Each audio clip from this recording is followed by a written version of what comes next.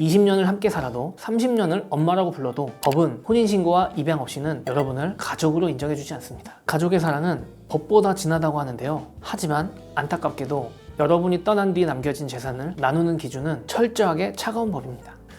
안녕하세요.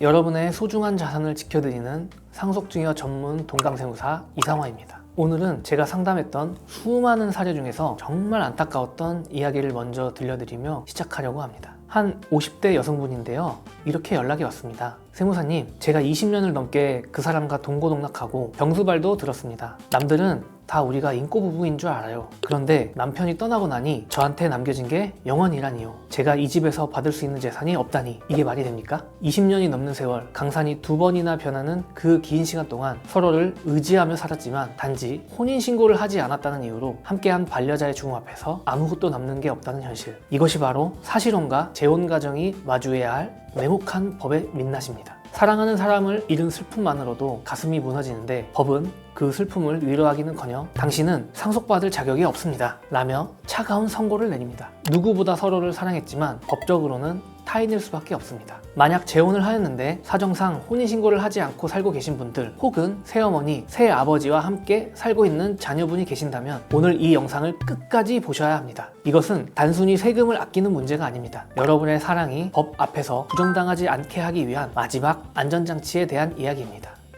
세무사님, 그런데 같이 살면은 그게 부부지 꼭 동사무소까지 가서 이 도장을 찍어야 되나요?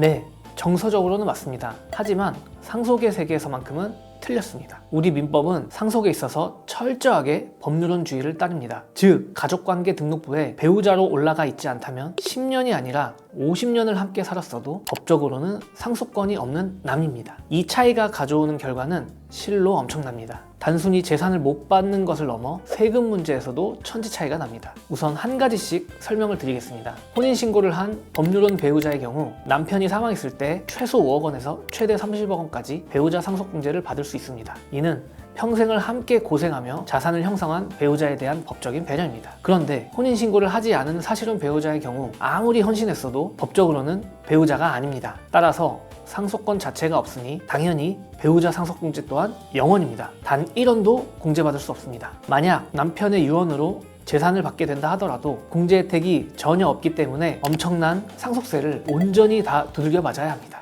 이것이 바로 같이 살면 부부라는 통념과 도장 안 찍으면 남이라는 법률적 현실의 괴리입니다. 이 괴리를 미리 인지하지 못하면 남겨진 배우자는 슬픔에 잠길 새도 없이 생계의 위협과 세금 폭탄이라는 이중고를 겪게 될 수 있습니다. 그 요즘 재혼 가정도 많잖아요.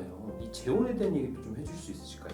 이혼과 재혼이 흔해진 요즘 서로 데리고 온 자녀들과 새로운 가정을 꾸리는 경우가 많습니다. 새어머니께서 저를 친자식처럼 키워주셨어요. 저도 어머니라고 부르며 따랐고요. 정말 아름다운 가정입니다. 그럼 여기서 제가 질문 한번 드려보겠습니다. 새어머니가 돌아가셨을 때 이 자녀는 상속을 받을 수 있을까요? 그래도 좀 받을 수 있지 않을까요? 안타깝게도 없습니다. 우리 민법은 상속 순위를 결정할 때 철저하게 혈연을 중심으로 봅니다. 새어머니와 전처의 자녀 사이는 법적으로는 인척 관계일 뿐 직계 비속 관계가 아닙니다. 즉, 새어머니가 돌아가시면 그 재산은 새어머니가 낳은 친자녀나 자녀가 없는 경우에는 새어머니의 부모님 또는 형제들에게 상속됩니다. 30년을 친엄마처럼 모신 여러분에게는 상속권이 단 하나도 없습니다. 이로 인해 어떤 비극이 발생할까요? 재혼하여 혼인신고를 한 경우에 아버지가 먼저 돌아가시고 아버지의 재산이 새어머니에게 상속되었습니다. 그때는 어머니가 나중에 나한테 주시겠지 하고 믿었습니다. 그런데 훗날 새어머니가 돌아가시자 새어머니의 친형제들이 나타나 법대로 하자며 재산을 다 가져가 버립니다. 아버지가 일군 재산이 피 한 방울 섞이지 않은 새어머니의 형제들에게 넘어가고 정작 아버지의 자녀인 나는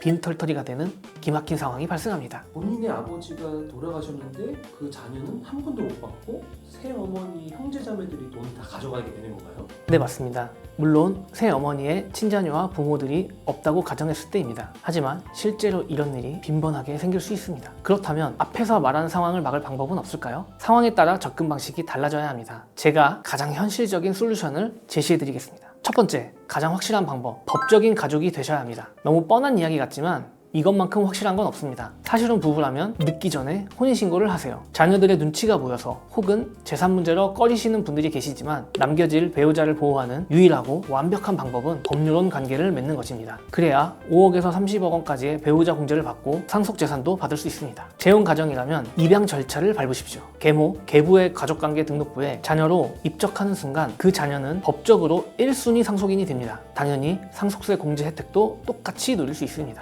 그럼 그 가족관계 등록부에 자녀 있냐 없냐가 굉장히 중요한 포인트거든요. 맞습니다. 굉장히 중요합니다. 그래서 단어가 조금 낯설겠지만 입양 절차를 꼭 밟으셔야 합니다. 만약에 이게 안 된다면 두 번째 차선책으로는 똑똑한 사전증여와 유증 그리고 중심보험입니다. 법적인 절차가 부담스럽다면 미리 재산을 증여하거나 유언을 통하여 이전해야 합니다. 단 법적 상속인의 유류분이 침해될 수 있으므로 사전에 계산해 보아야 합니다. 또는 보험의 수익자를 사실혼 상태의 배우자 또는 배우자의 자녀로 설정하여 보험금이라는 현금을 직접 지어주는 방법이 효과적입니다. 보험금은 유류분 청구 대상에서 제외될 여지가 있어 법적으로도 유리합니다. 마지막으로 세 번째 방법은 유언 대용 신탁을 활용하는 것입니다. 유언장보다 더 강력한 것이 신탁입니다. 예를 들면 내가 죽으면 내 재산을 사실혼 배우자에게 주고 매달 생활비를 지급하라 고 금융기관과 계약을 맺는 것입니다. 신탁재산은 유류분 소송에서 방어하기가 비교적 수월하고 자산이 엉뚱한 곳으로 새나가는 것을 막을 수 있습니다.